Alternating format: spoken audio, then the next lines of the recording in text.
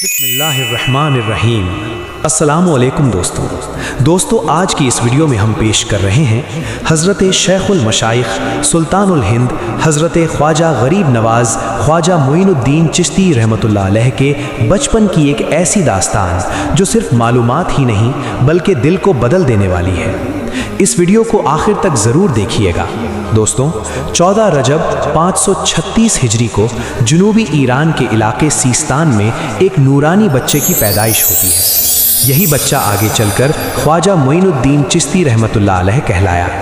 आपके वालिद गिरामी ख्वाजा गयासुद्दीन हसन एक बहुत ही दौलतमंद ताजिर थे, मगर दौलत के साथ साथ इबादत, सादगी और तकवा उनकी ज़िंदगी का हिस्सा था। ख्वाजा साहब एक अमीर घराने में पले बढ़े, लेकिन बचपन से ही आपके मिजाज में कनात और सादगी थी। जहां दूसरे बच्चे ऐशो आराम की तरफ बढ़ते, वहीं ख्वाजा साहब खामोशी और तफक्कुर को पसंद करते।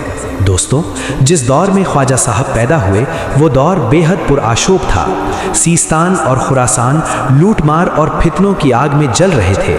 हर तरफ कत्ल गारत, अफरा तफरी और बेअमनी थी। इन हालात ने ख्वाजा गयासुद्दीन हसन को अपना वतन छोड़ने पर मजबूर कर दिया। बीवी और छोटे से बेटे को लेकर आप खुरासान की तरफ रवाना हो गए। वक्त गुजरता गया। ख्वाजा मोइनुद्दीन चिश्ती रहमतुल्लाह अलैह अब 13 साल के हो चुके थे। चारों तरफ खून खराबा देखकर एक दिन आपने अपने वालिद से पूछा, बाबा जान, मुसलमानों का खून आखिर कब तक बहता रहेगा? वालिद ने जवाब दिया, बेटा, ये ईमान वालों की आजमाइश है, सब्र ही इसका इलाज है। लेकिन दोस्तों, सब्र की तालीम देने वाले खुद ही दुनिया से रुखसत हो गए। 551 हिजरी में ख्वाजा गयासुद्दीन हसन का इंतकाल हो गया।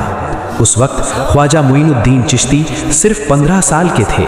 वालिद की मौत ने ख्वाजा साहब को तोड़ दिया, मगर ऐसे नाजुक लम्हे में आपकी वालिदा हज़रत बीबी नूर रहमतुल्लाह अलैहा चट्टान बनकर खड़ी रहीं। उन्होंने कहा, बेटा, जिंदगी का हर मुसाफिर तन्हाई से गुजरता है। अगर आज रुक गए तो मंजिल तक कैसे पहुंचोगे? मगर दोस्तों, कुछ ही अरसे बाद वालिदा का भी इंतकाल हो गया। अब ख्वाजा गरीब नवाज इस दुनिया में बिल्कुल अकेले रह गए। विरासत में एक बाग और एक चक्की मिली। ख्वाजा साहब खुद मेहनत करने लगे, पानी देना, पेड़ काटना, फल बेचना, लेकिन इल्म छूटता जा रहा था।